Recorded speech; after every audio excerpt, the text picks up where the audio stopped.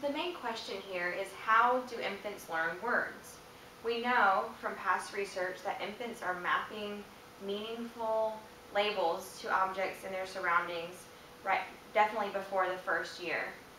And we know this from a study by Tinkoff and Jusic, where they tested 6-month-olds, and those 6-month-olds were able to match pictures of their mothers and fathers to the terms mommy and daddy.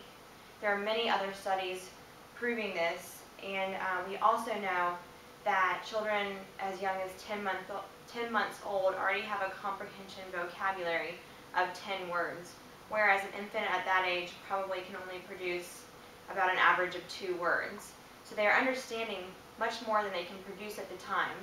And what we really need to know is by what mechanism. We do know that when infants get a little bit older, social intent is a huge part of language learning. And we know this from several studies, but usually this does not happen before 12 months of age. And that is really when social intent comes into play. We know from a study by Baldwin et al. That 18-month-olds mapped a label to an object just based off of speaker intent. And this intent is usually measured by eye gazing. The speaker must look at the object in order for it to be mapped. And these 18-month-olds map the label to an object even if it was boring. But if that was the one emphasized by the speaker, that was the object label that they learned in that study. But this really isn't seen before 12 months. And numerous studies by Adamson, Baldwin, and Hollick have all shown this. So if 6-month-olds can map labels to objects, but they aren't using social intent, what is the mechanism for this? And this really guides us to a term called perceptual salience. And this basically just describes how interesting an object is in the presence of its surroundings. So in comparison, how much does that grab the infant's attention? And we know that infants really are attracted to things that are colorful, moving, make sound, and those objects are usually operationally defined as more interesting, whereas plain colored, unmoving, untextured objects are considered boring. So the main model that has been formed trying to embrace these ideas of perceptual salience as a mechanism for word learning before 12 months, and then social intent for older toddlers and word learners, is the emergenist coalition model. And many researchers have helped form this model, and it's basically suggesting that there is a developmental cue at about 12 months where this perceptual salience shifts to social intent. But that both are used and both can be activated, but one is just more important at one stage in development, and one may be more important at another stage of development for the infant. And this is really the concept being tested in the present study, and that will drive the predictions and discussions in this study. Hollick et al. Study really stands for the catalyst for the present study here. And the present study employed their paradigm called the interactive intermodal preferential looking paradigm, which is shown in this image here taken from the present study. And this setup is similar to others used, where the child is seated in the parent's lap, faced with objects either mounted on a board, as in this image, or placed on the table in their plane of view. And there's a camera that can record eye gazing. That's usually the dependent variable, as it was in both of these studies. And there is a partition that allows the experimenter to either be present and visible or invisible to control for any biases. And so in Hollick et al. Study, they tested 12-month-olds, 19-month-olds, and 24-month-olds. And these infants were placed in one of two conditions. There was the coincidental condition, in which the experimenter emphasized and pointed out and labeled an interesting object as far as perceptual salience goes, or a boring object. And the boring object was used in what was called the conflict condition. And what Hollick found was that the 19 and 24-month-olds did employ social intent in word learning, and they learned a boring object if that was what was labeled by the speaker, even if a very interesting object was also in their plane of view.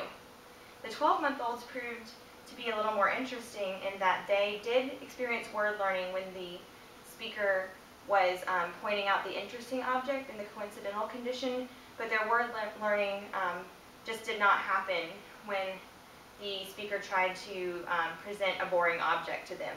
So this points to perceptual salience as perhaps another mechanism for learning, and this really just sets the stage for the present study.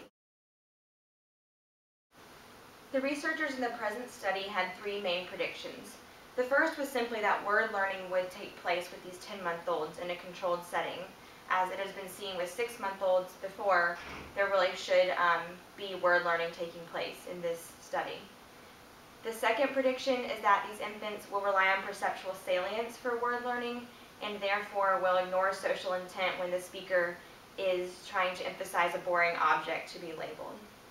And the last prediction just says that they will only label objects that are interesting to them, and therefore if the speaker is trying to have them label a boring object, then that may result in a mismapping, meaning that they will take that intended label for the boring object and place it on an interesting object. Here is an image of the actual stimuli sets used in the experiment.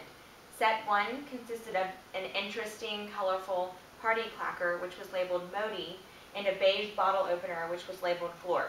The second set consisted of a blue sparkly wand, which was called Danu, and a white cabinet latch called Blicket. In my examples, I will use Modi and Glorp for the most part. First, there was an exploration phase in which the infants were able to manipulate and look at the objects for 26 seconds. Then there was a 6-second salience phase in which the experimenter remained hidden while the objects rotated on a board, and the experimenter simply said, "Look, what do you see?" just to get the infant's attention focused on the objects. Then the training phase is where the between subjects conditions came into play. The coincidental condition and the conflict, just as we saw in Hollick's study. In each condition, the experimenter stood behind both objects that were placed on the table, but only labeled and emphasized one, the interesting object for the coincidental condition and the boring object for the conflict condition. These were labeled with specific wording 5 different times. One example would be, "Look, Jordan, a Modi," and child-centered language was used. Then the testing trials began, and in these trials there was first an original label testing phase in which the experimenter remained hidden but verbally pointed out the label that they had used in the training phase. So for example, if the Modi was the intended label, the hidden experimenter would say, "Look, do you see the Modi?" This should cause the infant to fixate on that label that they learned in the training phase. Then there was a new label trial, and this is what was really important to show that word learning was actually taking place and to prove that first prediction. If they were learning a word, this should show a very rudimentary form of mutual exclusivity, which is the concept that children place one label on one object.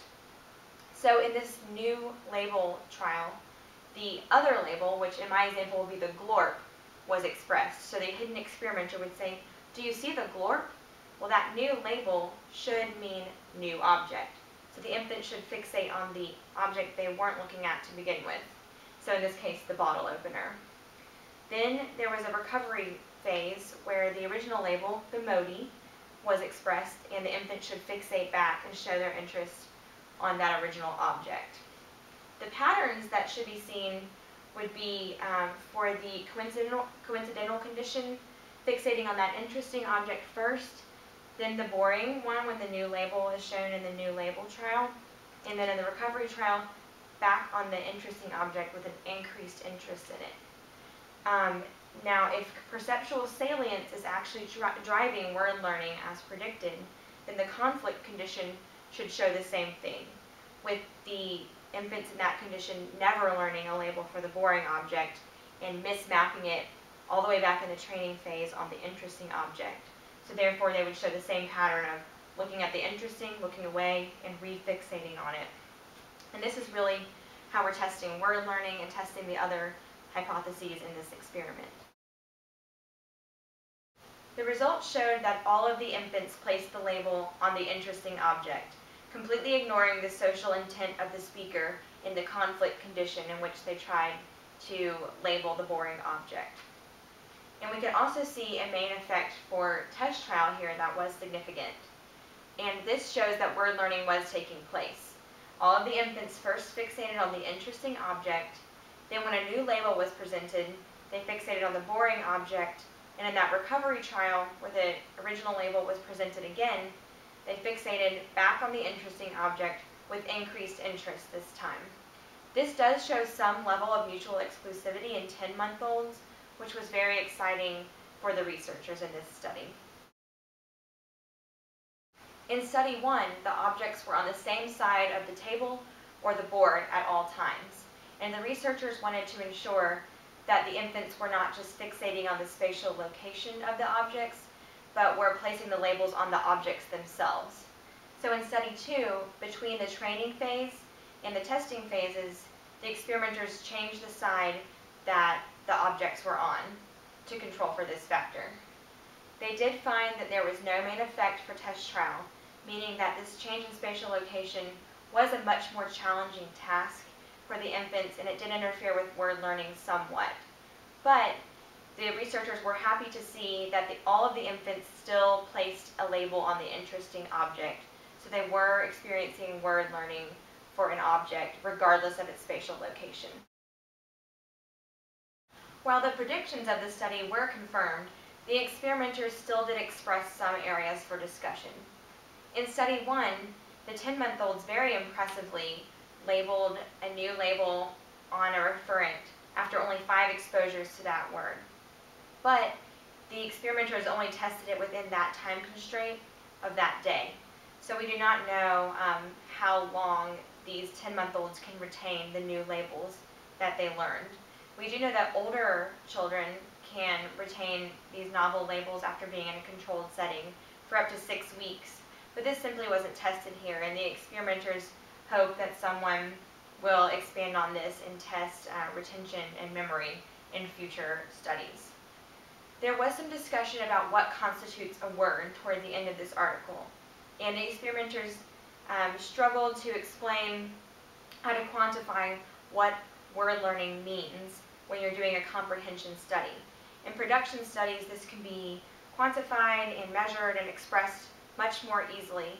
But after the end of that discussion, the experimenters decided to just recognize the fact that these 10-month-olds consistently place labels on referents, which is the first step to word learning that needs to take place in order to pick up the pace of word learning and extend those capabilities as development continues. The results showed support for the Emergenist Coalition model discussed earlier. This may be evidence for a word learning continuum in which perceptual salience is used up to about 12 months, and then there is a shift to more of a social intent mechanism for word learning. Perceptual salience can result in mismappings, as we saw earlier, and when the pace of word learning increases after the first year and there's such a large vocabulary, perceptual salience in these mismappings just may not be efficient for an infant, and it may be better for them to rely on adult speakers around them for learning the correct labels for referents in their world.